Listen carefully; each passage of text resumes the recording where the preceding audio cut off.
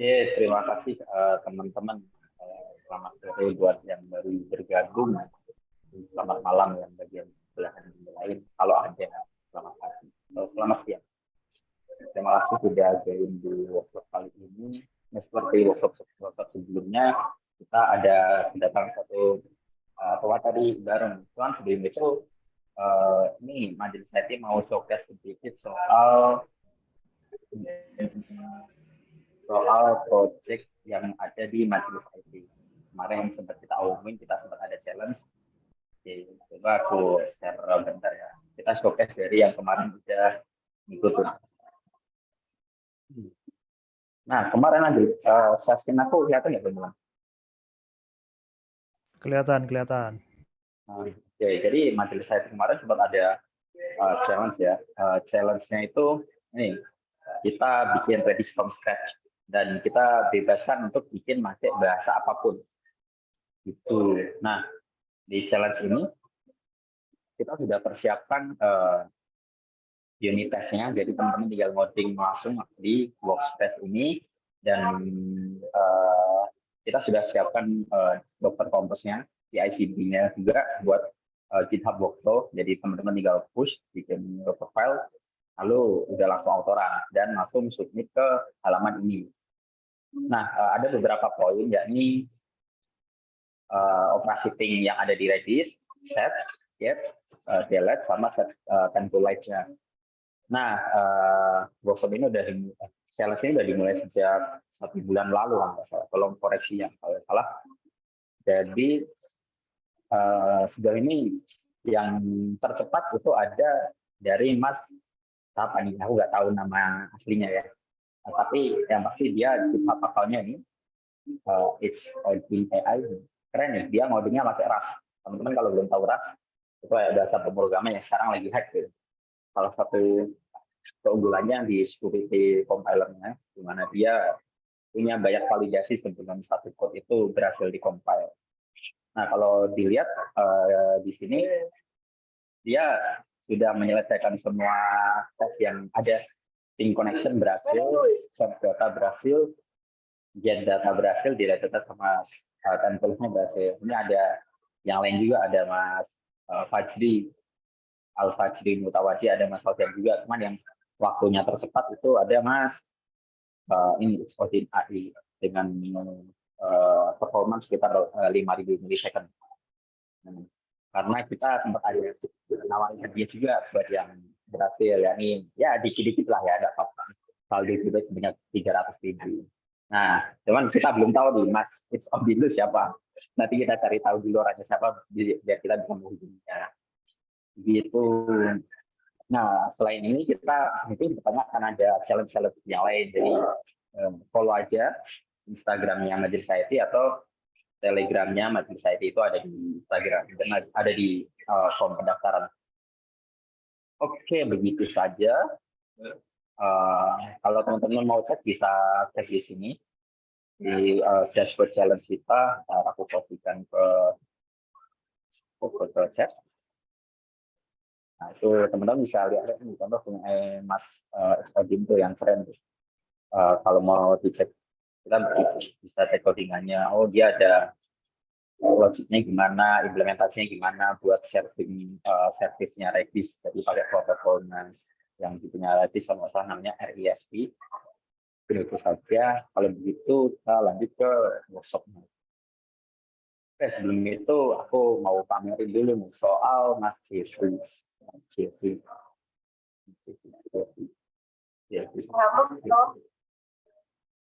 Nah, ada. Kamu nggak punya link ketemu kan? Oh ini. Nah, jadi Jeffrey itu teman-teman dia cukup lama sih. Jadi software engineer. Nah, sekarang yang kita tahu dia ada di dia itu perusahaan bareng saya. Kita sama-sama kerja di sana, dia software engineer. Dan salah satu ya skill yang keren dari Mas Jeffrey itu tentang Elasticsearch. Aku juga belajar banyak dari Mas Jeffrey. Nah, teman-teman kalau mau connect bisa aja mencari Jeffrey Havenkreuz ini. Dia pengalaman udah lama, udah berkecimpung di bahkan dulu sempat di elektro dari tahun 2013 sampai sekarang. Jadi udah hampir 10 tahun kurang lebih ya. begitu saja. Dan soal Elasticsearch ini, kenapa kita pengen ngadain workshop tentang ini, karena semakin kesini penggunaan data itu kan semakin masif. Ya, mungkin awal-awal bikin aplikasi kita bisa pakai database konvensional kayak MySQL atau Postgre, tapi kan data semakin gede, kebutuhan untuk searching data makin gede, manipulasi data semakin kompleks, maka kita butuh teknologi baru. Dan salah satu yang kita mau obrolin dan kulik itu Elasticsearch. Terkait detailnya itu nanti bagaimana Elasticsearch, nah itu nanti Mas Jeffrey yang akan bantu ngejelasin tentang setupnya, pakainya dan lain sebagainya, banyak kan. Jadi sabar aja, nanti kalau ada yang mau tanya nggak apa-apa, langsung tulis aja di chat. Kita dibuat santai aja begitu. Oke, lanjut Mas Jeffrey, monggo silahkan. Oke, teman-teman, kenalin, nama saya Jeffrey, saya asli dari Jawa Timur ya. Kalau yang dari Jawa Timur mungkin tahu, ada yang pernah main-main ke Jawa Timur, harusnya tahu sih daerah saya, Lumajang, yang dekat ya Gunung Semeru lah, kalau nggak tahu. Gitu guys, suara saya aman ya? Aman, suara aman. Oke, kalau gitu lanjut langsung saya share screen aja ya. Kita akan bahas apa namanya, dasar-dasar dulu. Gimana cara saya itu ngerti sama belajar untuk apa memahami Elasticsearch ini. Jadi pertama ada beberapa hal yang perlu saya sharingkan di sini. Yang pertama ada saya beberapa slide yang bisa di apa namanya kita bahas bersama-sama ini. Yang pertama, nanti kalau memang ada pertanyaan dikasih notice saja ke saya, soalnya saya lagi sharing screen dan layar saya cuma satu ini. Oke. Mas Lor nanti bantu apa namanya ingatkan saya kalau ada pertanyaan. Siap. Oke, yang pertama saya akan ngasih tahu dulu apa saja yang akan kita bahas di sini supaya ekspektasinya nggak terlalu berlebihan gitu kan. Jadi di sini nanti kita akan membahas cara kerja Elasticsearch, bagaimana Elastic melakukan indexing, bagaimana kita melakukan searching, sama untuk workshopnya kita akan running Elasticsearch dengan Docker dan ada beberapa praktek yang akan kita lakukan. Itu. Kemudian untuk intermezzo dulu, apa sih Elasticsearch itu? Gitu kan. Saya dulu juga agak bingung kalau apa namanya, apa sih Elasticsearch itu, gitu kan? Katanya kan full text search gitu kan ya. Jadi apa sih gunanya sebenarnya, gitu kan? Sebenarnya guna Elasticsearch ini untuk mempercepat kita melakukan pencarian data daripada kita menggunakan SQL, like dan lain sebagainya. Soalnya ada beberapa sistem atau sistem yang diimprovisasikan atau kita menggunakan spesialis data structure untuk melakukan searching dan melakukan indexing. Itu sebenarnya Elasticsearch ini sebenarnya adalah REST API interface dari Apache Lucene. Jadi back-end-nya itu sebenarnya Apache Lucene, tapi kemudian orang-orang itu membuat supaya lebih mudah, membuat interface REST API-nya untuk melakukan search yang dinamai dengan Elasticsearch. Itu sebenarnya ya engine-nya sih pakai Apache Lucene. Itu teman-teman. Kemudian saya akan memberikan beberapa visualisasi Elasticsearch strukturnya. Yang pertama, kita akan mencari di Elasticsearch itu berdasarkan indeks, tetapi indeks ini disimpan secara internal oleh Apache Lucene. Jadi kita nggak bisa lihat indeks yang disimpan dari Apache ini. Yang bisa kita lihat adalah dokumen. Jadi ada beberapa part yang di Elasticsearch ini, salah satunya adalah indeks, salah satunya adalah dokumen. Yang kedua adalah dokumen, maksud saya. Kemudian dokumen ini bisa kita akses secara langsung asal tahu ID dokumennya. Itu kan soalnya Elasticsearch ini termasuk ke dalam ya. Ini apa PPT-nya belum di present mode. PPT-nya belum Di mode presentasi.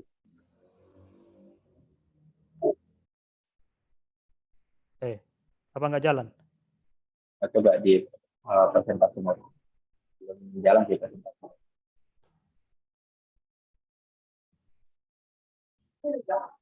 Sampai mana ini? Soalnya tadi pas kamu ngomong PPT-nya masih yang dasar-dasar. Oh, sini? Jadi sekarang divisualisasi kita. Oh, oke. Kita balik lagi dari sini ya. Oh, sorry. Technical issue, guys. Oh, ya, nggak apa-apa. Oke. Wah, ini gratis sih. Jadi agak Nggak apa-apa. Nanti aku ingatkan oke. lagi kalau kita ada bermasalah. Oh iya. Kayaknya koneksi saya nggak stabil, teman-teman. Oke. Di Elasticsearch itu dasarnya ada indeks yang nggak bisa kita lihat, yang tersimpan di apa solution kan ya. Kemudian selanjutnya ada dokumen yang bisa kita lihat kalau kita tahu ID dari dokumen tersebut. Jadi kita akan mencari berdasarkan indeks untuk mendapatkan dokumen yang ada di Elasticsearch tersebut. Jadi antara indeks sama dokumen ini adalah dua hal yang berbeda. Dokumen yang bisa kita lihat, indeks ini yang disimpan secara internal dan nggak bisa kita lihat. Tapi keduanya itu saling berhubungan. Gitu. Jadi inilah hal yang paling perlu diperhatikan supaya kita lebih memahami tentang Elasticsearch ini. Kalau menurut saya ini, gitu. Kemudian indeks yang saya maksud itu berhubungan sama inverted index data structure. Bagi yang pernah tahu atau pernah dengar tentang inverted index, ya mungkin teman-teman yang belajar tentang computer science sudah paham. Tapi di sini saya akan menyinggung sedikit tentang inverted index itu. Jadi misalkan kita punya dua dokumen yang berisi the bright blue butterfly hang on the breeze, sama under blue sky in bright sunlight one need no shirt around, gitu kan. Jadi di sini kita akan lihat termnya itu dari dokumen-dokumen yang ini. Jadi misalkan kita punya key butterfly ini ada di dokumen berapa aja. Dari sini kita tahu kalau butterfly ada di dokumen 1.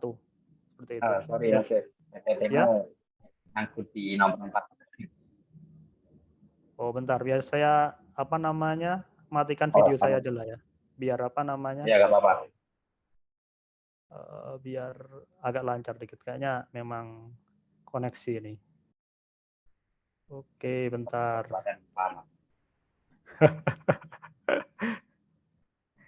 Saya share semua aja lah ya, biar lebih enak. Kayaknya ini briefnya juga agak ini. Oke, bisa dilihat lagi PPT-nya? Yes. Nah. Wah. Nah. Oke. Bentar, coba di next dulu. Sampai sini ya. Ya. Oke. Kita akan membahas tentang inverted index. Ya, misal kita bicara tentang inverted index, kalau kita lihat di dokumen ini, butterfly ada di dokumen 1, gitu kan. Sementara blue ada di dokumen 1 dan 2. Bright ada di dokumen 1 dan 2. Red tire ada di dokumen 2. Wind ada di dokumen 2, gitu kan. Ketika kita cari butterfly, ini sebagai key-nya kalau di inverted index ya. Jadi ketika kita cari butterfly, dokumen 1 akan muncul. Kalau kita cari blue, dokumen 1 sama dokumen 2 akan muncul. Itu dasar-dasar dari inverted index. Nyinggung sedikit sih, tapi sebenarnya nanti bisa dilihat-lihat lagi untuk masalah inverted index. Paling enggak teman-teman tahulah gambarannya gimana gitu tentang inverted index. Selanjutnya, apa sih perbedaan Elasticsearch sama RDBMS Query-like? Gitu kan. Kadang kita juga ada pertanyaan seperti itu. Kalau misalkan kita bisa analogikan, kalau Elasticsearch itu kamus dengan indeks. Soalnya kita bisa nyari langsung ke indeksnya. Untuk nyari kata, misalkan kita cari kata bahasa Inggris saya gitu kan, kita cari langsung buka indeks S, kemudian kita cari SAIA gitu kan. Sementara kalau RDBMS Query-like itu bisa dianalogikan sebagai kamus yang tanpa indeks. Jadi kita harus buka halaman satu persatu sampai ketemu huruf S, baru kita cari SAYA. Gitu kalau kita mau cari arti dari saya. Itu sebenarnya itulah bisa kita analogikan sebagai dua hal yang berbeda dari Elasticsearch sama RDBMS query. Tapi kalau memang misalkan kita mau buat website tentang berita misalkan, kalau kita pakai Elasticsearch sih kayaknya terlalu overkill ya. Tapi kalau memang mau mendukung advanced ya nggak masalah sih sebenarnya. Tapi kalau memang cuma berita, misalkan beritanya cuma sampai kita anggaplah 10.000 baris atau 10.000 record gitu kan, 10.000 berita lah. Pakai query Lex sepertinya masih bisa mungkin kan. Tapi dengan query Lex itu kita tidak bisa mendukung advanced search dan lain sebagainya. Jadi kita cuma mau bisa nyari kata-kata yang sama aja berdasarkan query Lex yang menurut saya terbatas juga. Gitu. Untuk sementara kalau pakai Elasticsearch karena kita pakai inverted index di Elasticsearch maksud saya. Jadi kalau kita mau cari beberapa kata dan lain sebagainya, yang main autocomplete dan lain sebagainya gitu kan, itu bisa lebih cepat. Gitu teman-teman. Di sini saya akan membahas sedikit tentang proses indexing yang terjadi di Elasticsearch ketika kita nambahkan dokumen ke dalam Elasticsearch. Yang pertama, kita punya dokumen, kemudian kita tambahkan, maka akan masuk ke analyzer terlebih dahulu untuk membuat keyword atau biasa disebut token dan key untuk inverted index yang ada di backend Elasticsearch atau di Apache Lucene. Gitu. Kemudian baru kita masukkan ke index berdasarkan token-token yang diproses oleh analyzer tersebut.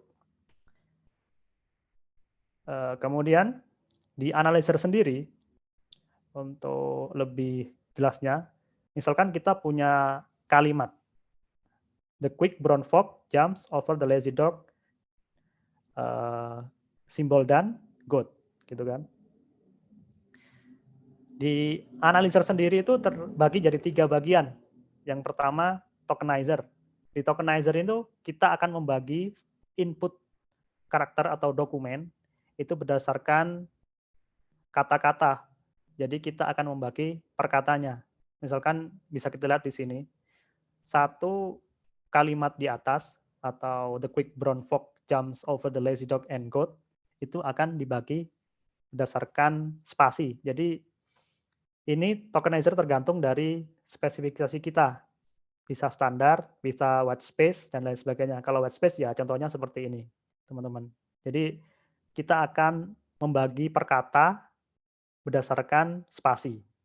Gitu. Jadi fungsi tokenizer di sini kayak gitu. Kemudian kita juga punya token filter di analyzer itu.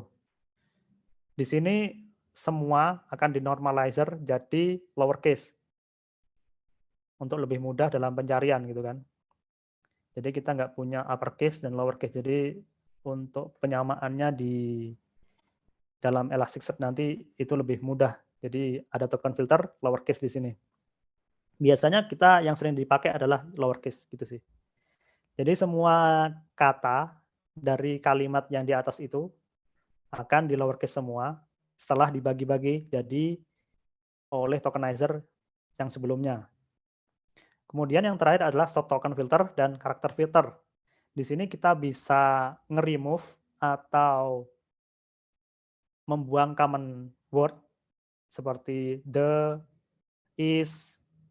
Bisa juga kita merubah spesial karakter jadi kalimat, jadi kata maksud saya.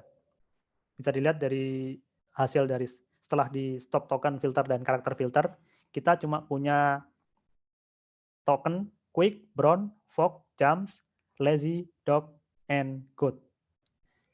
Gitu. Jadi paling nggak gambarannya seperti itu. Jadi setelah kita push data ke Elasticsearch, data tersebut akan diproses oleh analyzer untuk dapetin tokenizer yang ada di bawah, paling bawah ini sendiri. Gitu. Nanti secara lebih jelasnya mungkin bisa kita bahas waktu workshop di Elasticsearch-nya sendiri. Gitu. Kemudian struktur dokumen Elasticsearch. Kenapa ini perlu saya mention? Soalnya kalau kita nggak nyepesifikasi indeks mana yang kita akses, kita akan nyari di semua indeks ini. Jadi semua semua indeks di instance kita akan dicari. Misalkan kita melakukan pencarian tanpa menyepesifikasikan indeks yang kita maksudkan. Jadi semua indeks akan masuk ke dalam pencarian tersebut. Tapi kalau kita pilih indeks A, maka pencarian akan dilakukan di indeks A sendiri. Atau kalau kita tahu ID dokumennya, kita langsung get dokumen ID-nya, maka itu akan balikin dokumen yang kita maksud. Gitu sih. Kayaknya untuk opening-nya sementara itu aja sih. Jadi untuk selanjutnya bisa kita mulai untuk let's go to the jungle atau praktek. Jadi nggak perlu banyak-banyak teori. Yang penting ada beberapa intermezzo. Itu aja. Oke. Kalau teman-teman lihat di GitHub yang saya buat, itu ada README dan ada satu Docker Compose yang bisa dijalankan. Jadi saya akan membahas gini dulu ya. Docker Compose-nya dulu lah. Ini bukan pembahasan Docker, jadi saya akan cepat aja bahas ini. Jadi yang kita gunakan adalah Elasticsearch 7.17.7. Ada beberapa environment yang harus kita tambahkan di sini, kayak single node sama heap size minimum dan maksimum. Kemudian disable ini security pack supaya lebih mudah koneksinya. Jadi kita punya 2 service di sini. Kalau yang belum biasa dengan Docker, kita punya Elasticsearch sama Kibana yang akan kita gunakan untuk testing query-nya nanti. Kita juga terkonek sama network yang saya define Elasticsearch, Elastic di sini, network Elastic, dan perlu kita definisikan di paling bawah sendiri. Kemudian kita juga simpan datanya di host machine supaya kita punya persisten data. Jadi kalau di start ulang biar nggak hilang gitu. Jadi saya namain di sini ES data. Gitu aja untuk perkenalan Docker Compose-nya. Kemudian kalau untuk Docker yang saya pakai ya Docker 20.10 sama Docker Compose 1.25. Paling enggak kalau pakai ini ya langsung run gitu aja. Tapi yang pakai yang lebih baru juga nggak masalah sih sebenarnya. Gitu. Untuk Docker image-nya itu nggak perlu kita pull secara manual. Jadi langsung saja. Kalau memang mau kita run, saya kebesarkan dikit. Kalau kita run Docker Compose-nya, harusnya image-nya langsung ke pull otomatis, gitu kan. Jadi langsung kita run aja Docker Compose up. Kalau pakai Docker Compose terbaru ya harusnya kayak spasi dan lain sebagainya. Itu bisa dibaca-baca nanti selanjutnya. Kalau tunggu sebentar, kayaknya ini masih belum ready.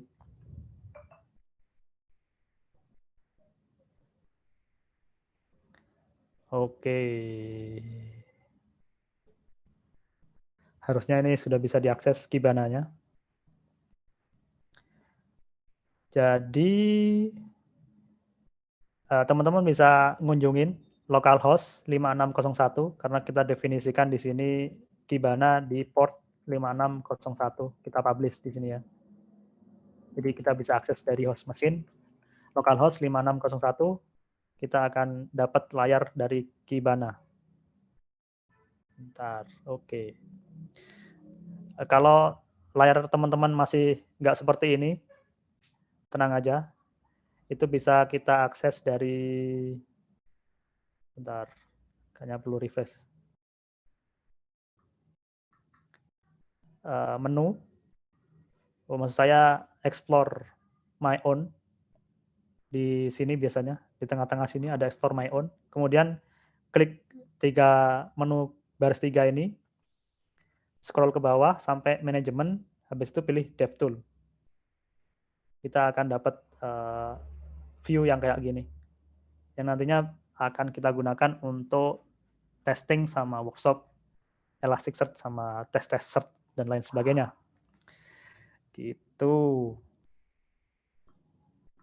Oke, saya rasa untuk Docker Compose sama starting Kibana sama accessing Kibana sampai situ. Jadi langsung kita lanjut ke index operation. Di sini kita bilang index operation soalnya ini operasi yang berhubungan dengan index. Kita bisa melihat di Elasticsearch ini untuk awal-awalnya. Jadi kita bisa lihat indeks apa aja yang ada di sini. Sorry, saya matikan dulu timernya. Mana ini? Oh, ini dia. Oke. Kemudian kita kan nggak tahu ini green ini apa, open apa, dan lain sebagainya. Kalau kita mau verbose, tinggal run yang ini. Cut indices pakai V atau verbose. Di sini juga sudah di repo ini juga sudah saya tulis semuanya. Jadi kita bisa lihat apa aja sih yang ada di indices API ini. Jadi sini ada health-nya green, orange atau red, dan lain sebagainya. Status. Sebenarnya ini index default yang dibuat oleh Elasticsearch, Kibana, dan rekan-rekannya. Gitu. Kalau mau buat indeks, kita akan masuk ke pembuatan indeks.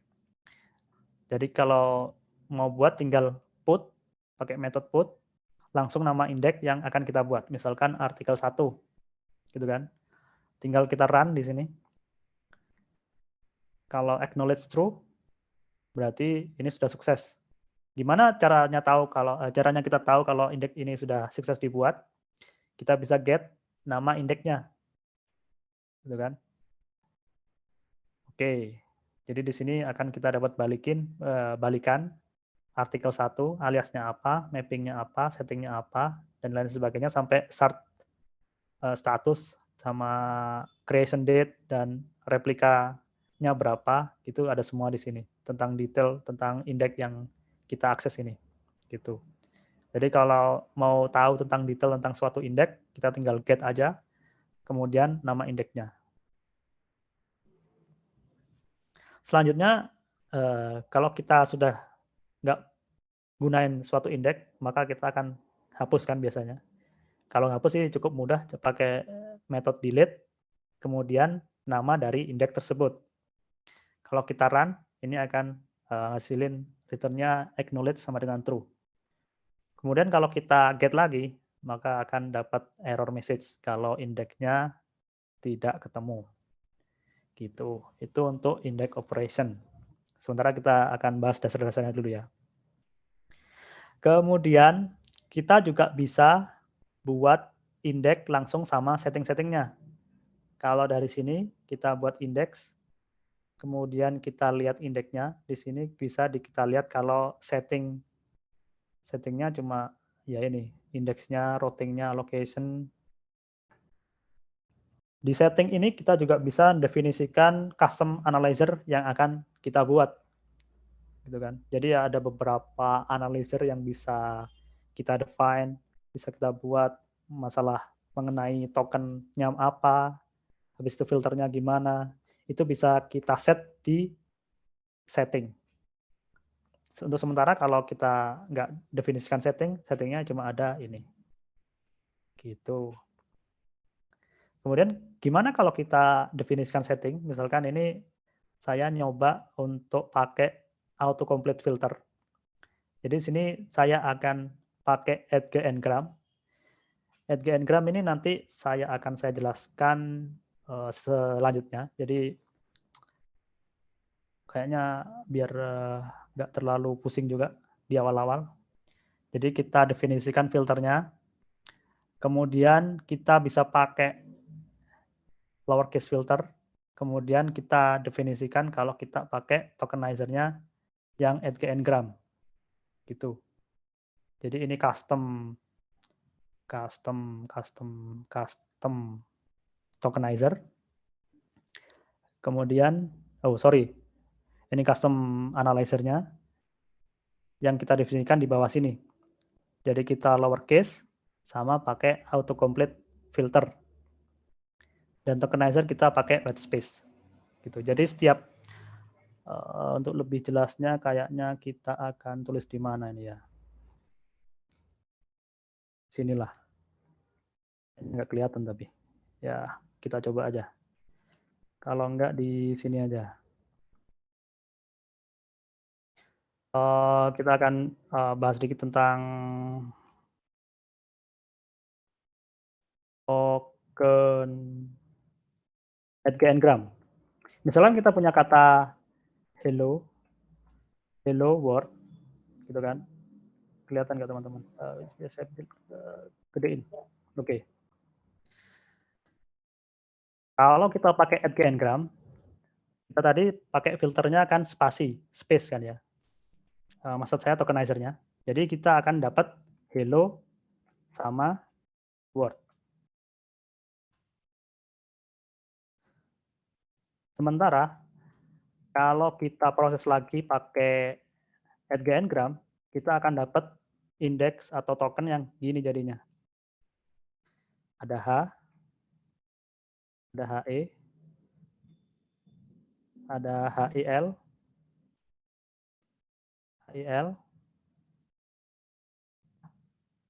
kemudian ada HILL, ada yang terakhir itu hello, gini.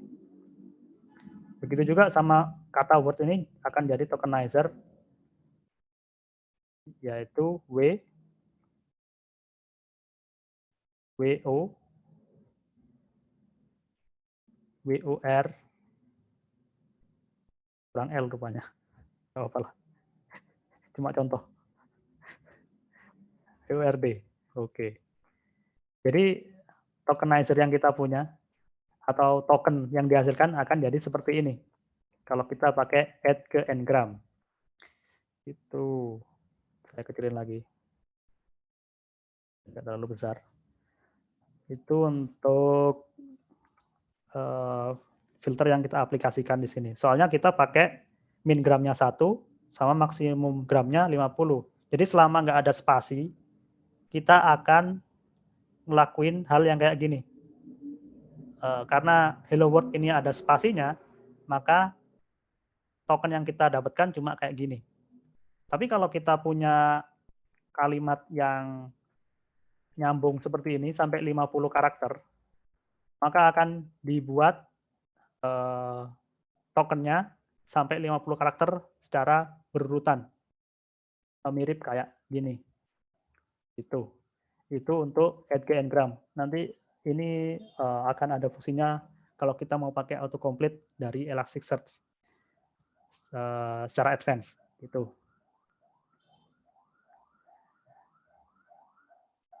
Kita langsung akan tes ya. Kita akan buat indeks artikel pakai setting yang sudah kita definisikan di sini. Bisa dilihat di sini acknowledge-nya true, berarti indeks artikel 2 sudah sukses kita buat. Bentar, biar agak lebih jelas lagi. Kita zoom. Oke. Kalau kita mau ngecek gimana sih setting-setting yang ada di indeks X, misalkan artikel 2, kita tinggal get nama indeksnya, lalu underscore settings. Sebenarnya di sini nih lebih gampang soalnya ada autocomplete-nya.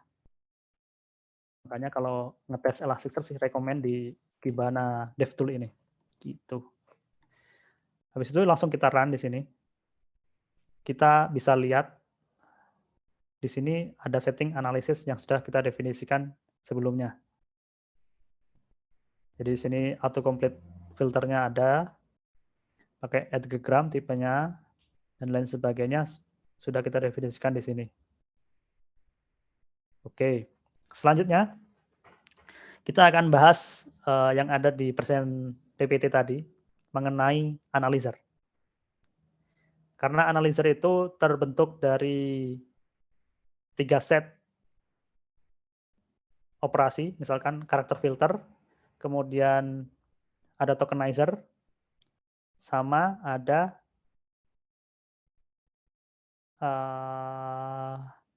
token filter, gitu. Jadi kita mulai dulu dari karakter filter dulu. Kalau kita mau nyoba tentang token yang diproduksi dari karakter filter ini, kita bisa definisikan di indeks baru. Di sini saya definisikan sebagai karakter filter test. Soalnya kita sudah definisikan untuk artikel, kita akan buat operasi yang lain nantinya. Jadi kita buat karakter filter test di sini.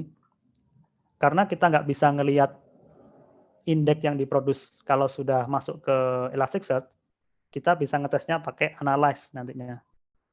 Gini.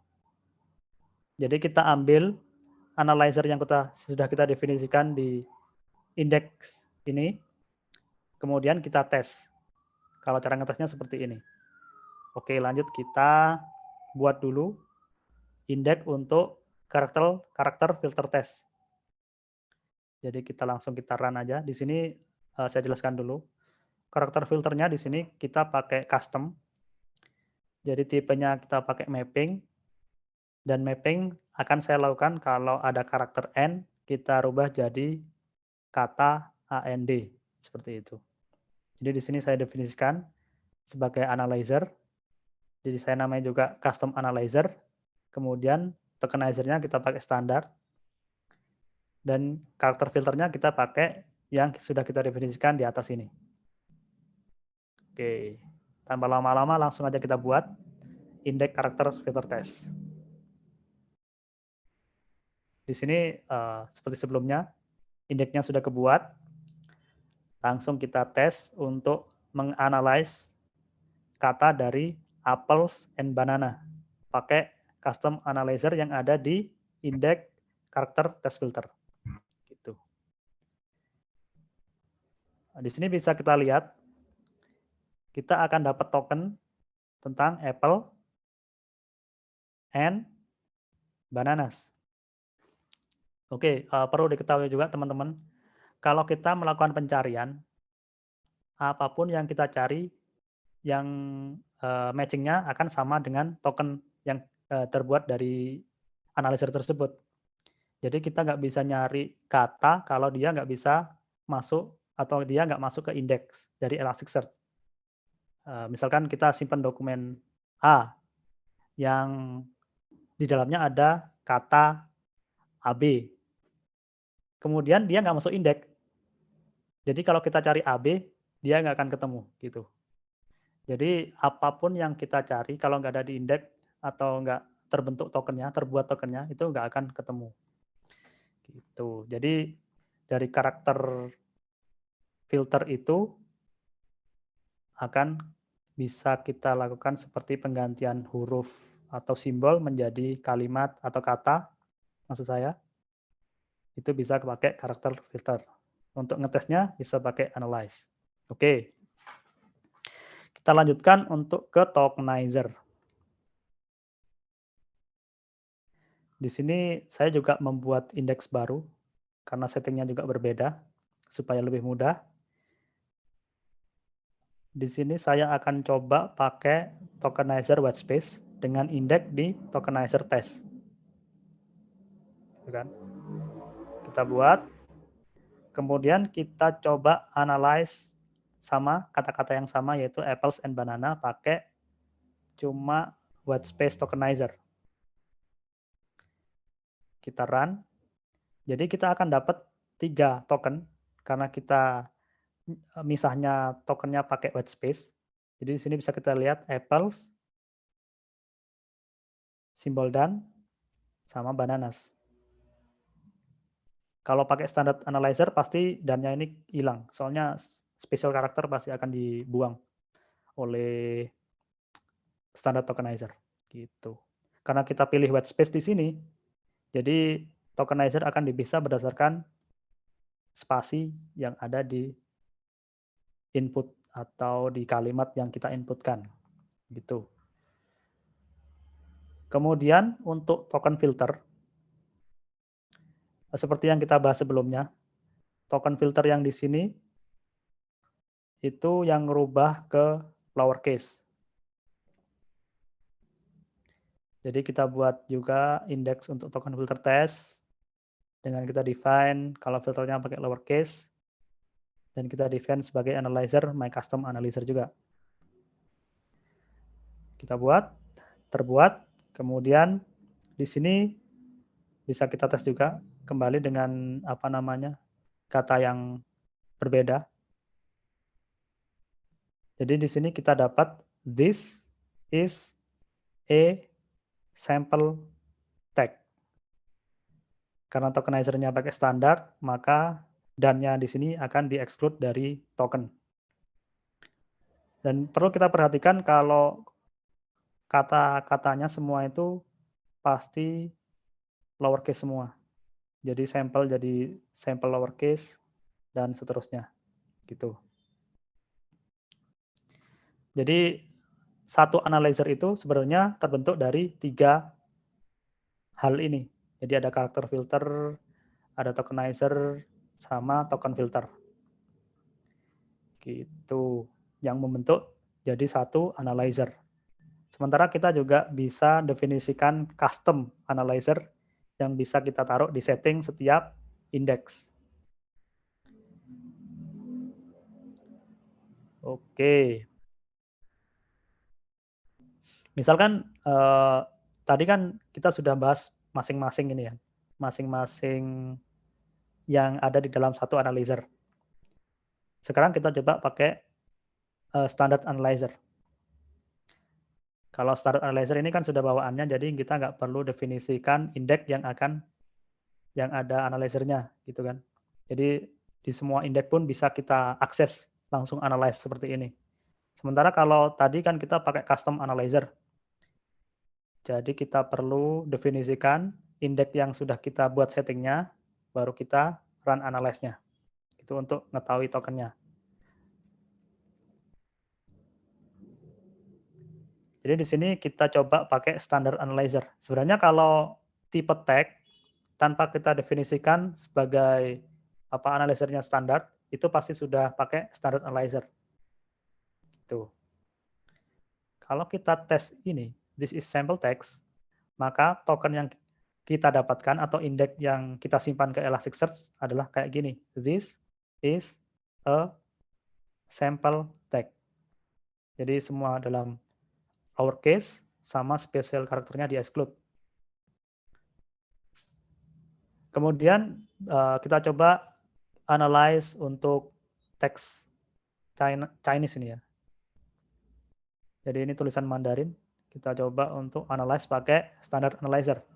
Kita akan bedakan apa sih perbedaan antara standar sama analyzer yang lain gitu kan. Jadi di sini setiap karakter Chinese ini akan didetek sebagai ideografik atau simbol. 1, 1, 1. Sementara kan kita nggak tahu kalau tulisan Chinese artinya itu bisa dua huruf itu satu kata, bisa satu huruf itu satu kata, gitu kan.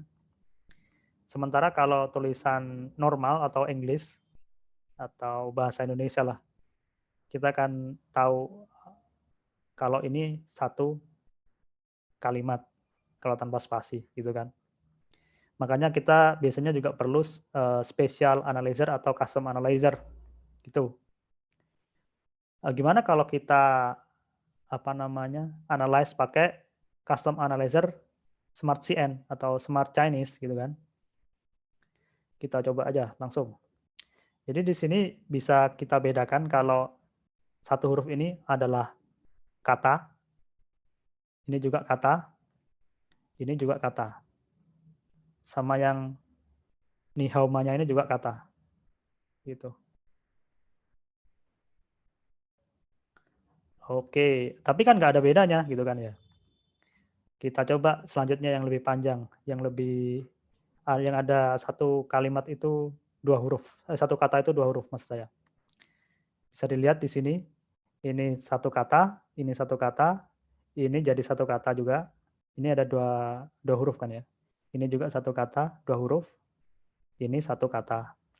Ini satu kata jadi tokenizer, dan selanjutnya, dan seterusnya gitu kan.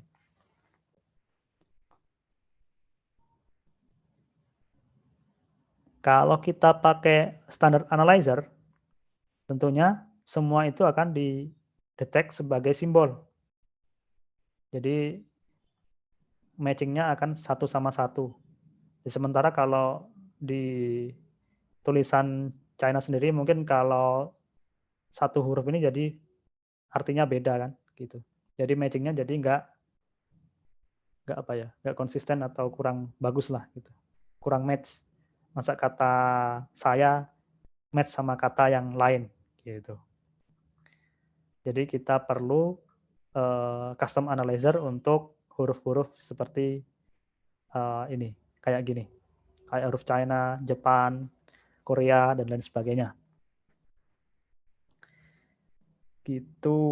Di sini juga kita bisa lihat kalau kita apply autocomplete analyzer yang sudah kita definisikan di artikel 2 tadi, artikel 2 index, gimana sih gitu kan. Bisa kita lihat di sini. AdGngram itu akan memecah tiap karakter itu secara berurutan gitu kan. Ini karakter pertama kedua, karakter pertama sama ketiga, dan seterusnya sampai ada spasi di sini. Oke kan? Nah, ini kita dapat lain juga sebagai token yang lain. Selanjutnya dilanjutkan sama huruf current dari C ini sampai membentuk kata current gitu. Itu untuk AdGngram analyzer. Oke, gimana sih kalau kita mau sebenarnya custom analyzer kayak SmartCN ini kan nggak langsung tersedia di Elasticsearch kan ya. Jadi kita perlu install secara manual. Bisa dilihat di sini teman-teman kalau mau install specific analyzer atau custom analyzer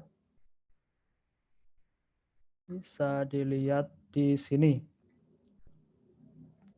Karena kita buka dulu ini.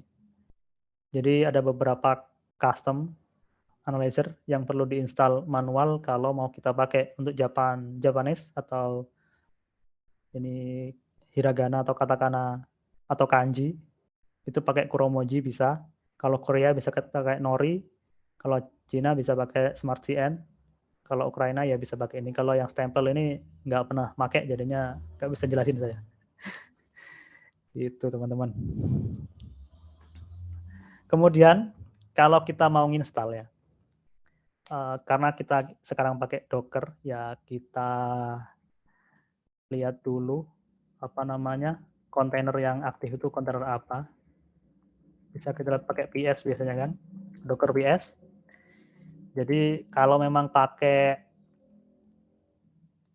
Docker Compose yang ada di repo yang saya kasih itu, biasanya namanya akan jadi kayak gini. Ini. Jadi bisa kita run, kita harus masuk ke Docker Compose-nya. Pakai exec. Habis itu nama ini untuk input output-nya. Supaya kita bisa inputkan di base karakter kita ke Docker Compose-nya. Atau bisa nge-execute command sama tahu keluarannya, kita pakai -it. Kemudian kita ngakses bash, aplikasi bash dari dalam Docker Elasticsearch 1 atau dari Elasticsearch Docker yang kita punya ini, yang sedang running maksud saya. Jadi sini sudah masuk ke bash-nya kan. Kita buka lagi di repo ini. Jadi kalau misalkan kita mau install SmartCN, kita uninstall dulu lah ya. Soalnya ini sudah saya install. Jadi nanti pasti error. Biar tahu errornya gimana, kita run ini dulu aja. Kalau install tinggal copy itu. Jadi sebenarnya kita perlu masuk ke bin Elasticsearch plugin yang ada di user share Elasticsearch kalau di versi Docker image yang ini. Jadi kita tinggal enter aja. Di sini akan install secara otomatis. Gitu. Kalau memang kita install yang ini, yang sudah didefinisikan di sini. Kalau kita mau install plugin yang ada di, misalkan dibuat oleh orang lain di GitHub atau GitLab dan lain sebagainya dari repo, kita bisa ngikutin yang perintah-perintah yang ada di repo tersebut. Gitu. Apa kita perlu nge-build dulu atau gimana gitu kan? Kalau kita mau install yang ada di sini sih tinggal nge-run komen yang tadi itu aja. Misalnya di sini juga ada langkah-langkahnya, ya tinggal install ini. Kebetulan kita sudah login as sudo, jadi nggak perlu sudo lagi. Jadi di sini kita dapat pesan error kalau ininya Smart CN ini sudah aktif. Jadi coba kita uninstall. Kalau uninstall tinggal nge-run yang di bawahnya ini. Sudah saya jadikan satu di repo.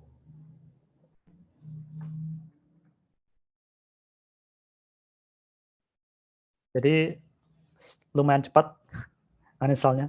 Kalau mau kita install lagi ya tinggal kita install lagi gitu.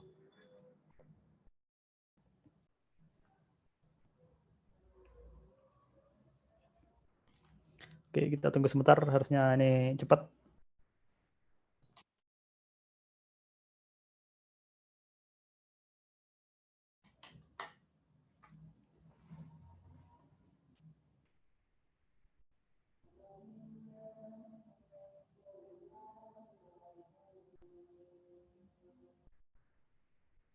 Oke, kalau sudah ada pesan kayak gini, berarti ini sudah selesai diinstal, ya langsung bisa kita gunakan, gitu. Gimana sih kalau kita mau lihat plugin yang sudah terinstall di sistem kita, kan? Kita tinggal nge-cut, manggil API cut, kemudian kita masukkan plugins. Jadi semua analyzer, custom analyzer yang sudah terinstall di sini bisa dilihat di sini ada ICU, Chromongy, Nori, SmartCN dan Ukrainian. Gitu. Itu untuk analyzer sama index ya. Kemudian kita akan lanjut ke mapping. Apa sih mapping itu? Mapping itu adalah definisi untuk setiap field yang akan kita push ke Elasticsearch. Sebenarnya kalau kita nge-push data, misalkan kita nge-push data ini ya. Kita push ke artikel 2. Kemudian kita run ini. Kemudian kita copy ID-nya, soalnya kita pakai post di sini, nanti saya jelaskan lagi kenapa kita perlu copy ID-nya di situ. Kemudian kita get di sini, kita get artikel yang kita push tadi. Bisa dilihat di sini kalau ini langsung dapat kok ke sini.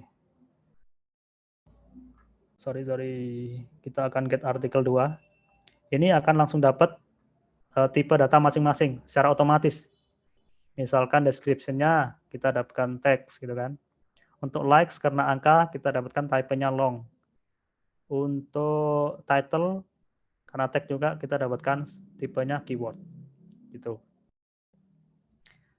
Jadi apa sih gunanya kalau kita definisikan mapping ini? Kalau kita definisikan mapping, kita bisa nentuin apakah kita pakai analyzer apa untuk indeksnya dan lain sebagainya. Atau filter yang kita gunakan apa gitu kan. Misalkan kita akan buat artikel 2, kita mapping pakai autocomplete analyzer untuk di bagian titelnya. Field title maksud saya. Kemudian di deskripsinya kita pakai standard analyzer, karena kita kalau pakai standar nggak perlu definisikan juga nggak masalah, jadi ini langsung otomatis kalau tipenya tag itu akan jadi standard analyzer. Gitu. Jadi kalau mau ngupdate mappingnya, kita put index name, kemudian kita akses lagi underscore mapping. Itu untuk API-nya. Bisa kita run di sini karena ini sudah ada. Tadi sudah kita push datanya, maka akan error. Soalnya mapping itu nggak bisa kita update. Kalau kita tambah bisa. Misalkan mau kita tambah field yang lain, namanya gitu kan. Itu bisa. Tapi kalau kita update tipe datanya, itu nggak bisa. Soalnya kalau kita ngupdate tipe data dan lain sebagainya atau analyzer-nya, kita perlu nge-reindex lagi. Makanya Elasticsearch prevent untuk update nama ataupun analyzer-nya untuk di mapping-nya. Jadi kita perlu nge-recreate untuk itu. Jadi kita delete dulu apa namanya. Kita delete dulu artikelnya. Artikel 2 slash ini aja sih. Oke, sudah kita hapus. Tapi karena kita definisikan custom analyzer di sini, kalau kita run, ini pasti akan error. Soalnya indeks artikel 2 juga nggak ada katanya kan, masih kan. Jadi di sini juga autocomplete analysis-nya nggak terdefinisikan. Jadi bisa kita run lagi untuk buat settingnya di sini. Yang paling atas tadi. Artikel 2 settings. Ini. Setelah kita buat, kemudian bisa kita update mapping-nya.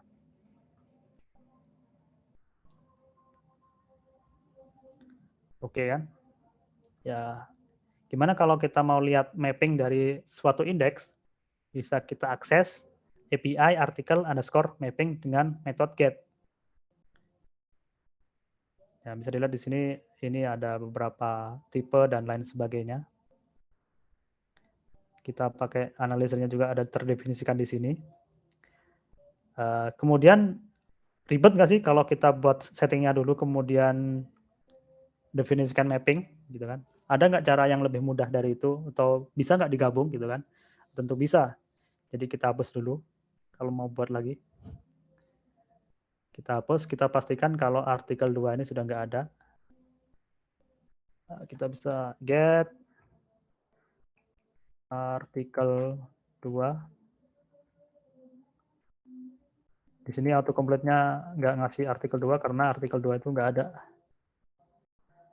Oke kan? Index not found exception. Gitu.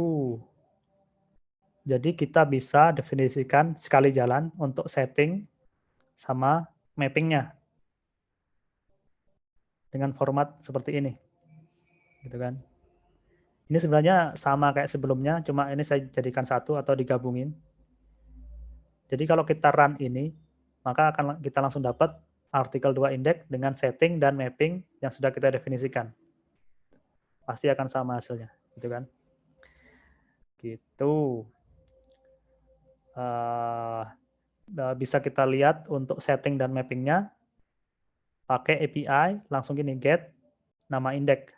Itu akan balikin artikel ya, namanya indeksnya, kemudian mappingnya gimana, sama setting-settingannya gimana, gitu kan? Ada analyzer, custom analyzer-nya, gitu kan? Oke, nah, kita akan lanjut ke nge-push atau nyimpan dokumen di Elasticsearch.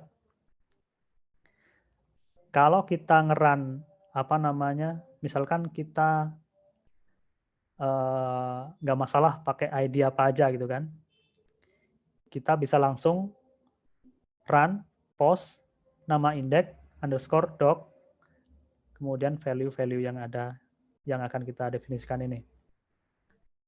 Misalkan kita akan run ini, kita akan dapat ID yang unik di sini karena kita nggak definisikan ID-nya.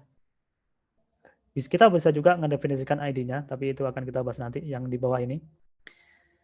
Kemudian karena ini dokumen like atau mirip-mirip MongoDB lah ya. Jadi kita bisa ngepost data itu berbeda strukturnya, ya, kayak SQL yang harus ada semua gitu kan. Misalkan kita nge-push data yang nggak ada likes-nya, ini akan tetap masuk.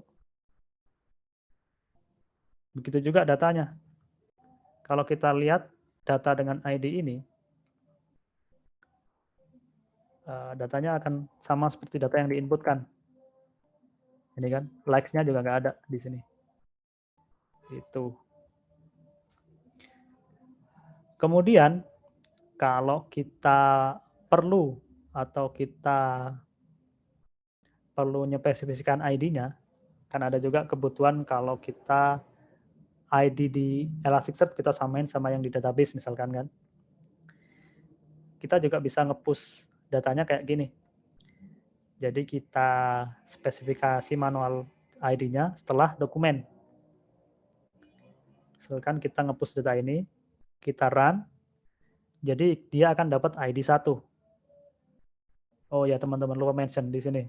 Version ini kalau untuk ngupdate ataupun nge-replace ya. Setiap kali kita ngupdate dokumen dengan ID ini atau nge-replace dokumen dengan ID 1, version ini akan nambah. Jadi kita juga bisa ngecek berapa kali sih ini sudah di-update gitu kan. Itu untuk version di sini. Gitu. Kita juga bisa nambahin artikel yang lain dengan apa namanya struktur yang berbeda. Misalkan di sini ada likes-nya, ini nggak ada ke dokumen ke indeks yang sama. Gitu. Kalau kita akses dokumen 1, hasilnya akan kayak gini, ada likes-nya di sini. Kalau dokumen dengan ID 2 yang baru kita push, di sini nggak ada like-nya. Tuh. Itu. Selanjutnya, untuk ngupdate, kalau untuk spesifik dokumen, kita perlu spesifikasikan di sini juga kalau untuk update ya. Ini gunanya untuk nge-replace. Jadi misalkan kita mau nge-replace dokumen 1 yang isinya kayak gini, The Witcher 3, kita mau replace pakai Resident Evil. Di sini bisa kita lihat versionnya nambah 1, jadi version 2. Kalau kita akses lagi, artikel 1 akan jadi Resident Evil. Gitu. Ini untuk harsh update atau replace ya. Kita juga bisa partial update atau nambahkan beberapa field yang missing misalkan. Kita pakai API update di sini. Jadi nama indeks underscore update kemudian ID dari dokumen tersebut. Kalau kita run ini, Resident Evil akan mempunyai lag sebentar lagi. Kita run lagi. Di sini dokumennya nambah likes 1200 seperti yang kita update di sini. Untuk nge-delete pun ya sama aja. Seperti nge-delete indeks dan lain sebagainya. Jadi kita spesifikasikan dokumen, kemudian nama indeksnya maksud saya, kemudian underscore dokumen, kemudian ID yang mau kita hapus. Gitu. Nah, yang terakhir kita akan masuk ke search operation. Untuk search operation, kita mulai dari exact search. Kalau kita melakukan search seperti ini, kita akan dapat 10 top paling top result dari query Elasticsearch tersebut. Gitu kan. Kalau kita buang ini, kita akan nge-get semua indeks, kemudian kita search maksudnya gitu. Jadinya akan banyak sekali dari indeks-indeks yang telah dibuat oleh Kibana dan lain sebagainya gitu kan. Jadi kita perlu nyespesifikasikan nama indeks yang akan kita cari kalau kita mau nyari di indeks spesifik gitu. Yang kita bahas tadi di PPT-nya. Kemudian sekarang kita masuk ke exact match. Oke, saya agak lupa ada beberapa yang perlu saya sampaikan di sini. Jadi kita di Elasticsearch ini juga ada field type. Ada beberapa field type bisa dilihat di link ini untuk detailnya. Jadi yang sering saya pakai ya ini. Jadi ada keyword, text, number, boolean, sama ditem. Untuk keyword sendiri ini itu nggak di-analyze. Kalau kita nyespesifikasikan suatu field tipenya keyword, itu pasti di keep as is. Jadi nggak akan di-analyze. Jadi kalau kita cari harus sama yang di situ gitu, secara keseluruhan. Jadi ini berguna untuk agregasi sama exact match. Sementara untuk tag tipe data text itu akan selalu di-analyze. Kalau kita spesifikasikan analyzer-nya, kita langsung pakai standar analyzer gitu. Kalau number ya karena angka aja, pasti angka gitu kan. Boolean juga true and false, sama di temp ya di temp. Kalau kita sudah spesifikasikan tipe datanya, kita push data yang berbeda atau berbeda tipenya, itu akan error. Ya, bisa perlu diingat itu, teman-teman. Kemudian, kalau kita lihat strukturnya di sini, misalkan ini artikel ya. Di sini kalau kita lihat dari mappingnya, di dalam teks itu masih ada keywordnya. Jadi kalau kita ngakses langsung descriptions, ini adalah ngakses atau ngeset data yang sudah di-analyze atau punya tokenizer. Sedangkan kalau kita tambahin keyword di sini, itu akan dapetin data yang benar-benar datanya belum nggak di-analyze gitu. Jadi kalau kita mau melakukan exact match, kita bisa akses yang nama fieldnya, lalu masuk ke keywordnya. Oke, kita coba ini ya. Kita sudah nge-push data yang titelnya Resident Evil. Jadi kalau kita push ini, kita dapetin result yang ini aja, gitu. Tapi biasanya kan kalau kita nge-search, karakter yang inputannya itu nggak pasti sama kan, gitu kan. Jadi kalau kita search pakai lowercase dengan keyword ngepas ke keyword atau ngeset ke keywordnya, itu nggak akan dapat hasilnya. Nah, kenapa? Karena di keyword tersendiri itu isinya seperti ini. Jadi harus exact match seperti ini. Nah, kemudian gimana kalau kita mau nge-accept yang lowercase untuk match sama yang kayak gini? Nah, di keyword sendiri kita punya yang namanya case insensitive, gitu kan. Jadi kalau kita ngepas value case insensitive sama dengan true, ini kita akan dapetin result-nya seperti ini. Jadi ini lowercase akan match sama yang uppercase. Tapi kata-katanya harus sama. Sama persis. Kalau kita tambahi A, di sini kita juga nggak akan dapat result-nya. Gitu teman-teman. Oke, untuk selanjutnya kita akan bahas yang lebih lumayan advance lagi. Sebelumnya kita akan nge-push beberapa data. Sampel data ini juga sudah saya tulis di GitHub README-nya. Jadi akan saya push semua datanya ini supaya lebih dapat apa yang saya maksud gitu kan. Oke. Kita akan masuk ke simple search sekarang. Jadi nama indeks itu tetap di sini. Kita kalau IP assert-nya ya kayak gini lah. Tapi kalau memang pakai Python kan ada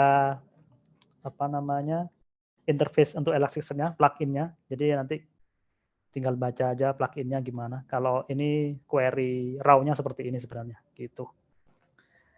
Kalau kita run ini, kita akan dapat title yang ada residennya.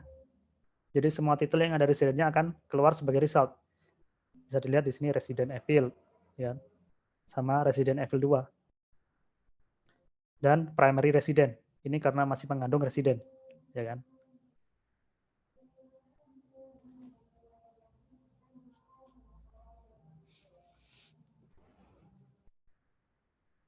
Kemudian gimana kalau kita cari resident pakai huruf besar gitu kan? Soalnya di indeks ini kan kita sudah nge-apply lowercase filter ya.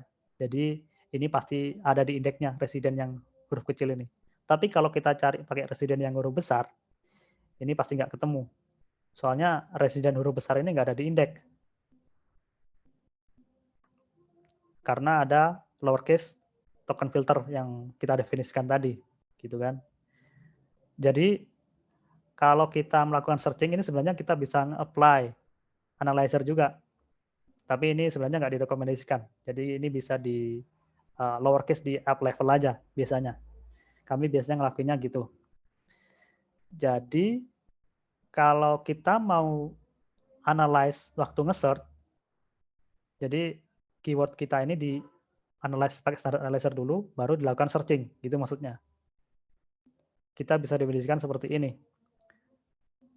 Jadi query, match, field, nama field yang akan kita cari, keywordnya apa, pakai value keywordnya, kemudian analyzernya yang kita pakai apa. Kalau kita pakai kayak gini, kita akan dapat lagi resident. Gitu, teman-teman. Kemudian kita akan pakai, ini sebenarnya kan ada di AdGamgram tokenizer ya, token filter maksud saya. Jadi di sini kita pakai yang title yang sudah pakai autocomplete analyzer yang kita definisikan custom analyzer yang tadi. Sementara untuk yang description kita akan pakai standard analyzer. Kita coba juga kita untuk cari game sama living di sini. Kira-kira data apa aja yang akan keluar di sini. Untuk di deskripsi kita dapat living di sini keluar. Ini juga ada living. Kemudian di sini ada game. Sama di sini juga ada game. Gitu. Kita juga bisa ngelakuin Boolean query. Misalkan datanya harus seperti ini, misalkan kan. Harus match sama ini. Atau ada city-nya, gitu kan. Ini nggak mesti harus ada di apa namanya di datanya. Misalkan kita nge-query description-nya. Jadi di sini kita cari game sama living. Kita cari kata-kata game sama living. Kemudian kita cari yang harusnya ada city-nya atau yang ada city-nya. Kemudian kita nggak mau yang ada evil di title-nya. Gitu. Jadi kita bisa perlu merhatikan di sini juga description, title, gitu kan. Jadi apa yang akan kita dapatkan di sini? Jadi kita akan dapat game sama living. Ini ada living-nya. Kemudian inilah ada living-nya, ada city-nya. Harusnya yang titelnya ada evil-nya itu nggak akan masuk ke sini.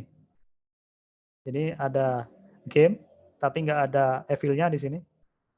Jadi semua title yang nggak ada evil-nya akan dikembalikan atau as a result gitu.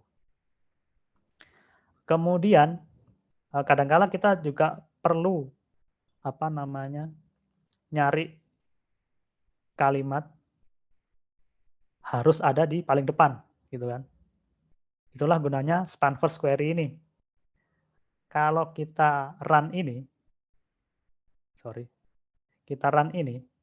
maka semua apa namanya kata yang residennya ini ada di depan itu akan keluar paling atas, ya kan? Jadi ini resident, primary resident,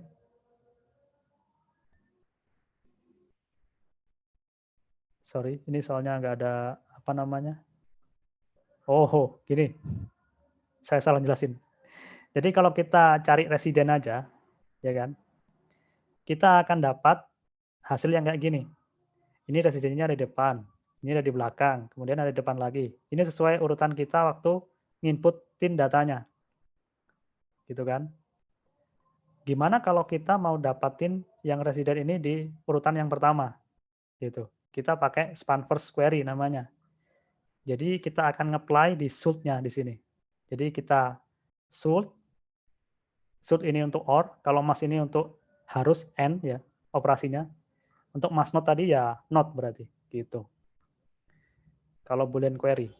Kemudian kita span first, kita match span term-nya kita pakai title di title resident. Kalau kita run ini, semua data yang residennya di awal akan ada di atas sendiri. Resident, kemudian ada primary resident, kemudian ada residual. Ini gara-gara apa namanya AdGamgram-nya, jadi kita sama-sama resi bisa dapetinnya gitu. Kemudian, gimana kalau kita mau nge-exact phrase, tapi di tag type? Tadi kan exact phrase-nya di keyword type. Kalau kita mau nge-exact nyamain kata di kalimat di text field, kita bisa pakai match phrase. Yang di sini query-nya. Jadi query match phrase, field yang kita cari di mana, field apa, kemudian katanya, kalimatnya yang kita cari. Kalau kita run, ini akan nge-match semua kata yang mengandung Resident Evil. Di sini kita dapetin Resident Evil sama Resident Evil 2. Gitu, teman-teman. Soalnya kita ngaksesnya ke tag field. Kemudian, kita akan bahas tentang autocomplete. Karena kita sudah definisikan mapping dari title, kita bisa pakai autocomplete atau add n-gram seperti yang saya jelaskan tadi. Yang di sini nih, ini settingannya kayak gini. Kita mulai dari 1 sampai 50 karakter. Kita bisa gunain itu sebagai autocomplete ya, teman-teman. Jadi kalau kita search dari R, ini semua data yang ada R-nya akan muncul. Yang judulnya ada R-nya. Resilient, resident, habis itu ada primary resident, kemudian ada residual agent, gitu kan. Kalau kita mau ngurutin yang R-nya paling depan itu kita taruh di atas juga, misalkan kan kita nggak make sense kalau autocomplete tapi kata yang di autocomplete itu adalah kata yang kedua gitu kan. Masa kita nyari R yang keluar primary residence gitu kan. Soalnya R-nya ada di nomor 2 juga gitu. Jadi bisa kita juga apply juga span first di sini. Sama seperti sebelumnya, kita pakai salt, span first. Kalau kita run ini, kita akan dapat semua data yang ada R-nya, yang depannya diawali huruf R, paling depan, itu akan ada di sini semua. Ada residual, resident evil, kemudian juga akan ada primary resident. Gitu. Kenapa di sini ini masih ada di urutan ketiga, karena sini saya nyespesifikasinya jadi 2. Kalau kita taruh angka 1 di sini, berarti paling awal sendiri, yang harus muncul di awal, pasti ini akan resilience, resident evil, residual, semua akan diawali huruf R. Gitu. Kemudian kalau sudah terakhir dengan skor paling rendah, baru akan ada primary resident. Gitu. Yang terakhir, kita untuk operation ini adalah typo correction. Jadi kalau misalkan kita salah ketik sedikit, misalkan ini saya sengaja city pakai I, bukan pakai Y, ini akan di-burn sendiri, akan keluar result yang sama kayak city di sini. Coba kita run, jadi query-nya seperti ini, query, kita pakai fuzzy, yang mau kita cari field yang mana, value-nya apa, fuzziness-nya bisa kita tune up, sekarang kita pakai auto dulu ya. Oke, jadi di sini bisa kita temukan city, tapi pakai Y di sini. Nah, itulah teman-teman. Kayaknya sampai sini lah penjelasan yang bisa saya sampaikan teman-teman. Kalau ada pertanyaan ya bisa silakan ditanyakan. Oke, wah mantap sekali Fitri materinya. Kayaknya tadi ada banyak banget ya dari mulai setup-nya sampai ke gimana cara mempersiapannya, bikin scan indeksnya, sampai yang paling mungkin banyak itu tentang query-query-nya, gimana cara nge-query data, dan sebagainya. Nah, nih, mumpung masih ada waktu, buat teman-teman yang mau nanya langsung gas saja. Mau open mic atau raise dulu atau ngechat nggak boleh. Pasti.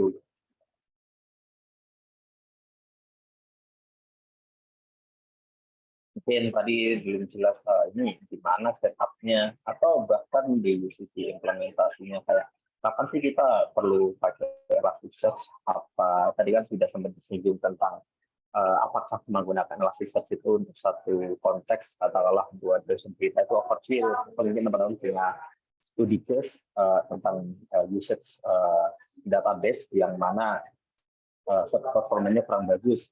Nah itu mungkin bisa di-sharing juga gimana cara tune up-nya, apa dengan SPL database cukup lalu bisa di tune up atau ternyata juga harus pindah ke Elasticsearch. Itu silakan yang mau nanya-nanya atau mungkin sharing study case yang pernah ditemuin, silakan.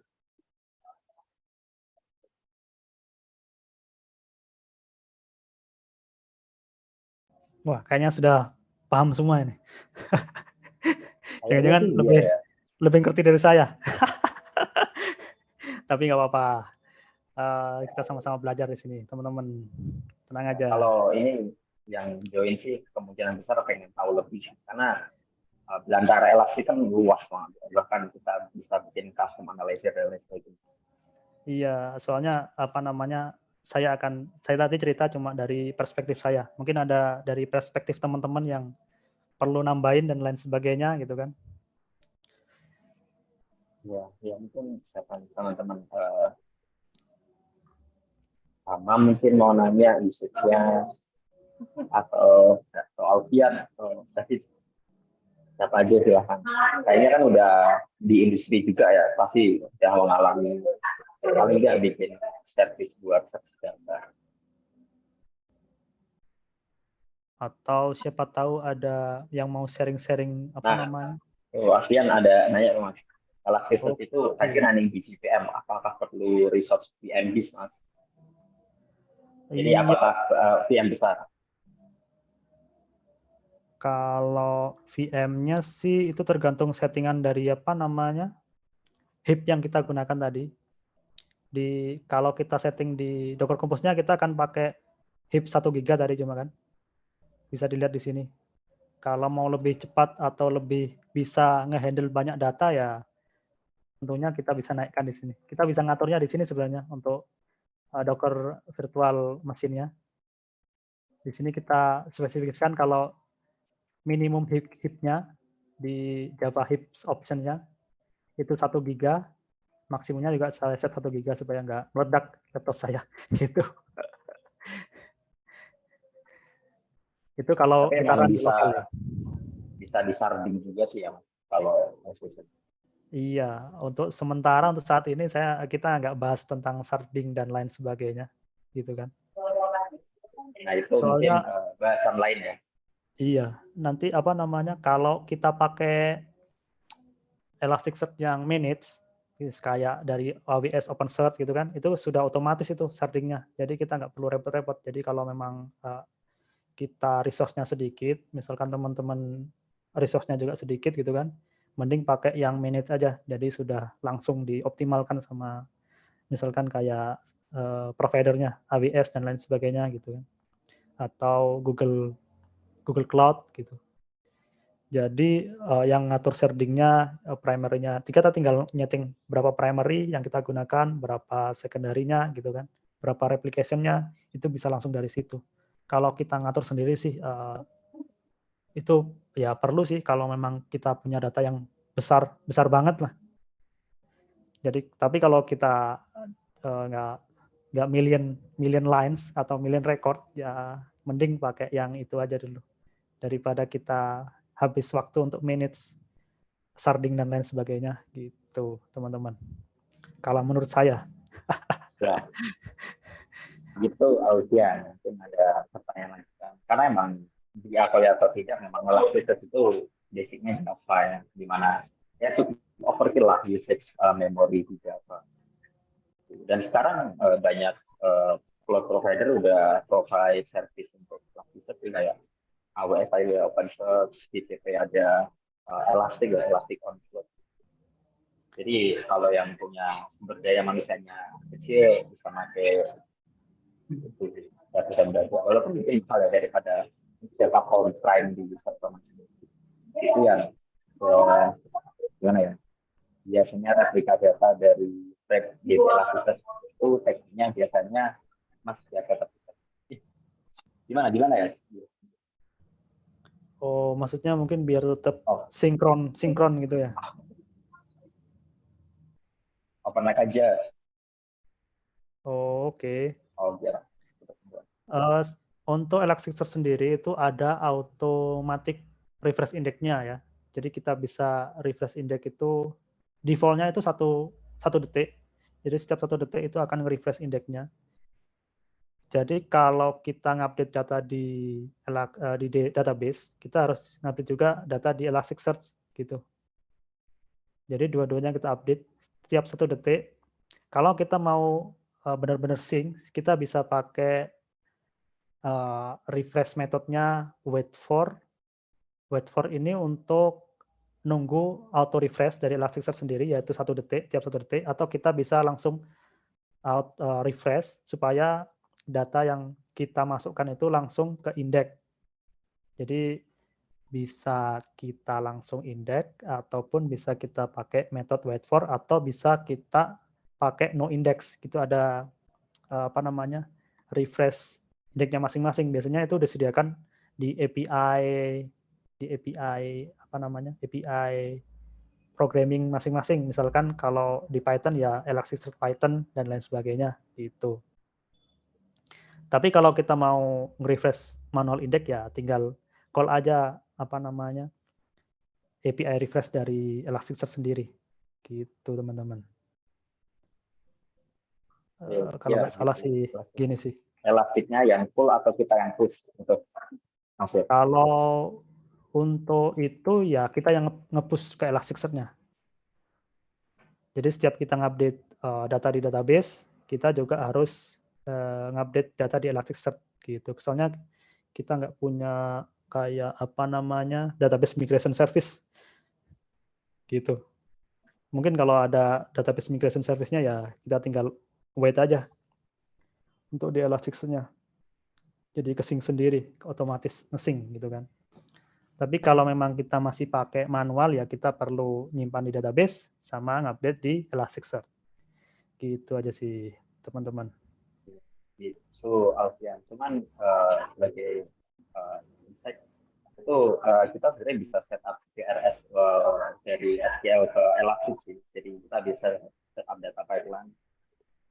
Jadinya setiap kan di SQL, kalau main SQL kan kita bisa trigger dari feed log-nya. Jadi setiap ada change di SQL itu bisa ngapus data ke pipeline kita baru nanti ke PS. Biasanya kalau datanya udah banyak, kalau udah jadi data, nah itu bisa pakai service itu. Kalau di AWS atau Google Cloud ada sih kayak ada DMZ data communication service-nya. Itu udah enak banget. Iya Jadi nggak perlu benar. lagi ada data isu. Biasanya data isunya kan tidak sinkron antara SQL sama SQL. Cuman emang kalau mau pakai service yang di cloud mahal sih. Kalau setup sendiri yang baru. Ada Ya sebenarnya pertanyaan lagi server AWS. Ya, AWS, agak GCP, agak itu apa ada. namanya diplomatis, diplomatis problematik maksudnya.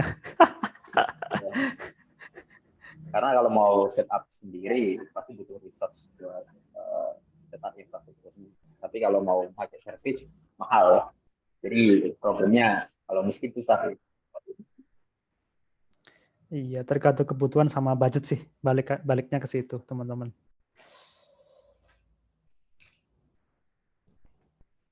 Uh, iya. Ada pertanyaan lagi dari teman-teman.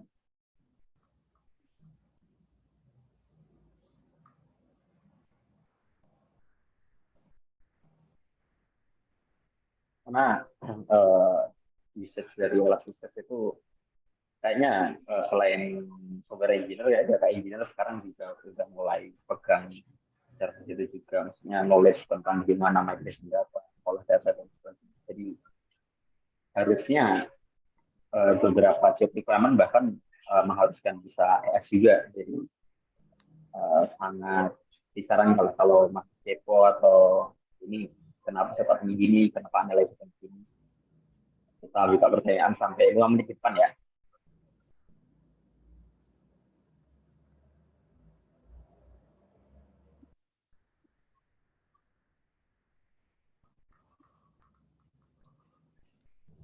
David, David.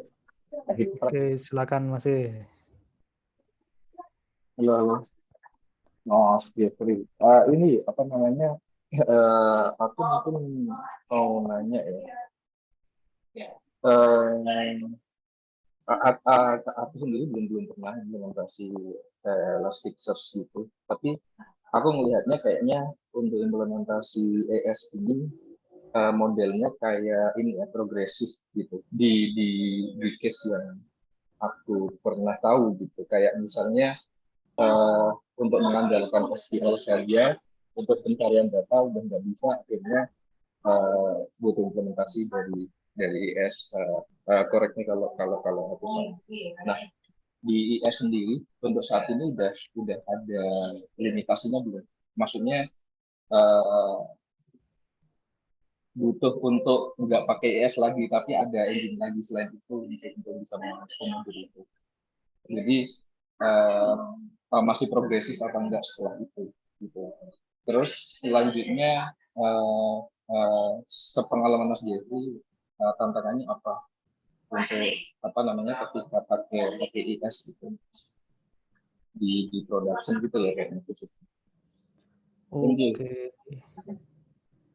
Oke, terima kasih pertanyaannya.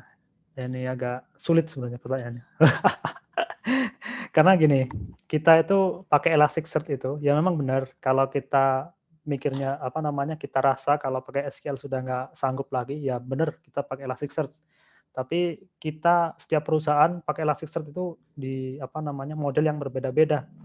Misalkan mereka mau pakai untuk collect data, untuk machine learning juga bisa sebenarnya supaya lebih cepat gitu kan. Misalkan kita mau pakai exact match untuk suatu atribut-atribut data dan lain sebagainya, itu juga bisa. Kalau untuk limitasinya sendiri sih tergantung dari apa kebutuhan masing-masing perusahaan ya, atau kebutuhan masing-masing program, itu maunya gimana. Kadang-kadang ada juga apa namanya use case yang aneh-aneh itu misalkan. Misalkan kita mau cari yang benar-benar match dari apa namanya, mulai dari karakternya, spesial karakternya gitu kan. Kalau ada spasi atau nggak ada spasi itu gimana gitu kan. Itu tergantung use case dari masing-masing perusahaan atau program sih. Dan kebutuhan masing-masing sih. Untuk sementara kalau untuk full text search ya yang untuk yang saya tahu ya Pak ya paling apa namanya reliable ya pakai Elasticsearch sih masih. Kalau untuk engine yang lain mungkin kita bisa kalau kita sebenarnya Elasticsearch ini kan API interface dari Lucene Apache Lucene ya. Sebenarnya ya engine-nya ya Apache Lucene. Jadi sebenarnya kalau kita mau langsung pakai Apache Lucene itu pun bisa. Tapi sharding apa namanya replication dan lain-lain itu akan lebih sulit lagi di sana. Dan lagi apa namanya bahasanya kan Java. Kalau kita pakai Elasticsearch kita kan tinggal panggil API dari Elasticsearch sendiri. Sebenarnya engine yang digunakan ya Apache Lucene gitu. Untuk sementara yang paling reliable untuk full text search ya Elasticsearch sama Apache Lucene sih. Soalnya keduanya ini sebenarnya sama gitu masih.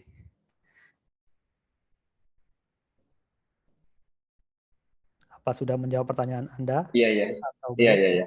Udah. Oke. Kalau tadi tantangannya sudah dijawab belum? Soal kau ada Tantangan yang gimana ini? tantangan selama ini pakai Elastic itu gimana maksudnya? Apakah ada kendala-kendala yang cukup challenging ketika pakai Elastic terlebih di Oh, production ini? sebenarnya sih banyak ya challenge-nya. Soalnya kita kan apa namanya kebutuhan orang itu beda-beda gitu kan. Jadi misalkan gini, untuk kalau kita pakai space tokenizer, kita akan misalkan gini, saya share screen dulu ya, lagi ya, biar Mungkin lebih gampang yang sharingnya. dulu lah soal SOS Soal apa? yang dulu data SOS nggak ke Oh, oke. Biar saya jelasin. Gini, kalau kita pakai, misalkan ada karakter kayak gini kan, Swash, swash lah kita lah. Share screen-nya belum jalan. Oh, belum jalan? Belum. Wah, ini agak Coba ulang. macet ini. Entire. Oke, Sudah. nice. Sudah. Oke, kalau pindah ke sini sudah jalan. Oh, udah. Oke. Kalau ada kita pakai kata gini, source main, gitu kan ya. Kemudian kita pakai AdGengram Analyzer. Kita akan copy di sini, paste di sini. Awalnya akan kita dapat dari huruf ini. Kita pakai AdGengram sama Whitespace Tokenizer kan ya. Kita data awal akan dapat dari sini. Sini, S, habis itu gini, yang ada di indeks kita nantinya. Habis itu ada gini, SH. Habis itu ada gini lagi, SHO. Habis itu ada SHOP. Sorry, hilang kurungnya. Kemudian yang terakhir pasti ada SHOE, S. Oh, ada satu lagi, kayak gini. Karena kita pakai Whitespace Tokenizer, ya kan? Jadi di indeks itu tokennya cuma ada yang kayak gini. Kalau kita cari source-nya tanpa kurung parenthesis ini. Jadi misalkan kita cari yang data yang kayak gini, itu nggak akan ketemu. Kalau kita cari yang kayak gini, itu pasti ketemu. Gitu. Soalnya apa namanya? Use case masing-masing dari kita kan beda. Ini bisa ketemu kalau ini kita tambah spasi. Soalnya di tokenizer indeksnya akan beda lagi. Jadi ini akan diawali dari ini akan berdiri sendiri yang buka kurung ini. Kemudian yang S ini akan jadi awal. Jadi kayak gini. Kayak gini, kayak gini, kayak gini. Sama yang terakhir ada ini. Gitu. Gitu. Jadi apa namanya? Sorry ini kebanyakan satu jadinya. Setiap use case dari matching dari orang-orang itu beda-beda sih. Ini juga bisa kita apa namanya? Kita handle sama standar tokenizer. Tapi nanti special karakter itu misalkan ada kayak gini. Diawali dari kayak gini ya. Ini. Kemudian kita pakai apa namanya? Standar tokenizer. Special karakter ini kan semua dibuang. Jadi ini akan hilang semua. Masalah yang lain akan muncul kalau kita nyari dari awal gini. Kalau kita carinya awalnya dari tanda ini, nah, autocomplete-nya nggak akan muncul. Itu yang apa namanya, yang pernah saya alami. Kemudian kalau mau kita ngefix ini, kita bisa bikin dua field yang analyzer-nya itu standar sama spasi. Jadi nanti kita nge-set autocomplete-nya dari dua field tersebut. Misalkan kita definisikan di sini mana tadi? DevTool. Di sini ya. Kita balik ke atas lagi untuk masalah analyzer. Ini kan. Jadi ini kita kan pakai whitespace. Jadi kita definisikan lagi satu kali lagi di sini. Ini kita bisa namai space. Kemudian kita buat lagi di sini.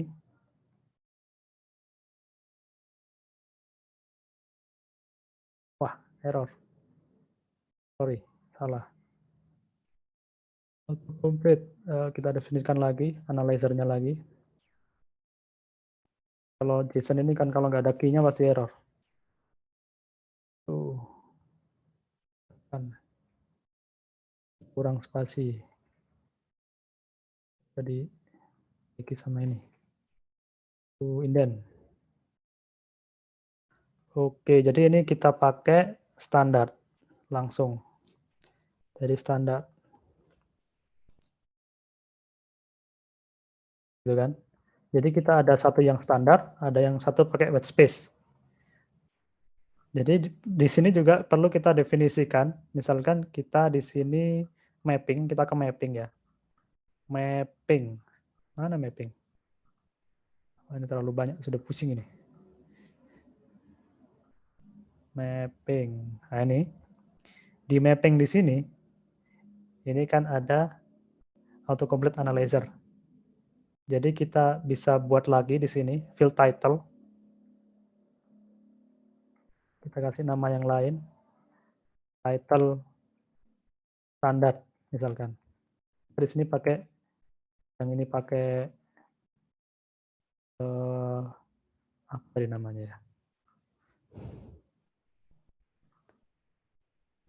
White space, space sama nggak ada space-nya. Oke. Jadi kita bisa definisikan analyzer yang berbeda masing-masing field. Sorry guys. Ini kayaknya, wah ini dia. Jadi ini pakai space. Jadi kalau kita mau nyari atau mau dapetin autocomplete-nya, kita perlu nge-sort di dua field ini. Nah, barulah kita nanti dapetin yang kayak gini. Jadi ada yang support autocomplete dari special karakter, ada yang support langsung dari hurufnya gini. Jadi dari S, langsung dari S, ada yang langsung dari sini. Misalkan datanya kayak gini. Atau datanya ada kayak, jadi misal kita punya datanya tadi kan awalnya gini. Jadi kalau kita cari dari, kalau kita pakai dua field tersebut, kalau kita cari dari S, itu akan keluar source. Kalau kita cari dari ini, itu juga akan keluar source gini. Gitu guys. Jadi sebenarnya problem utamanya itu ada di setup dan tweak and error. Tweak dan apa ya? Tweak dan lain sebagainya lah. Gitu teman-teman. Itu Mas Syahid, gimana? Ya, feedback.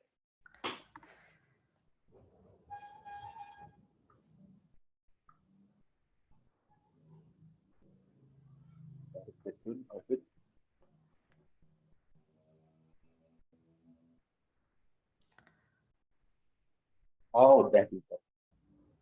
Oh, ini ada pertanyaan lagi nih dari Fitri Haikal.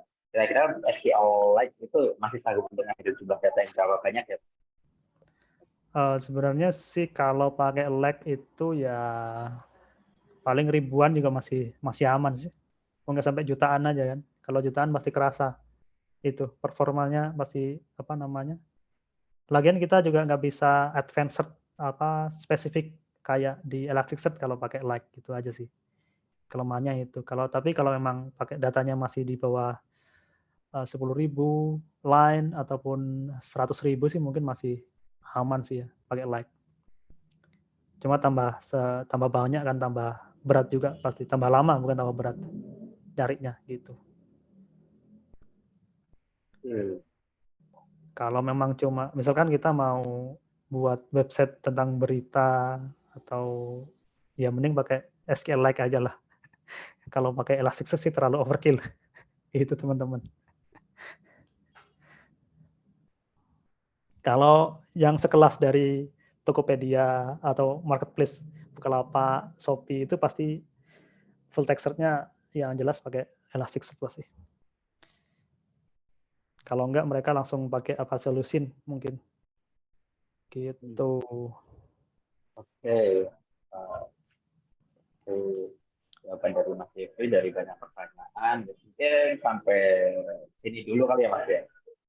Iya teman-teman. Kalau memang masih ada pertanyaan nanti bisa langsung email atau lewat mana aja. Masih Iya, tanyakan ke Mas Lori juga bisa. ke LinkedIn aja. Kan tadi udah di-share ya. Oke, bisa ke LinkedIn juga bisa. Atau mau sharing-sharing apa bisa. Boleh, aman. Ya, aman. Oke, mungkin gitu dulu karena kita waktunya juga udah mulai malam. Terima kasih buat teman-teman yang sudah hadir. Nanti ini rekamnya akan kita upload di YouTube dan akan posting juga buat remindernya kalau kita udah upload di Instagram dan Facebook. Itu dulu. Terima kasih buat Mas Devi dan teman-teman. Selamat sore, bye-bye. Selamat sore guys, bye-bye.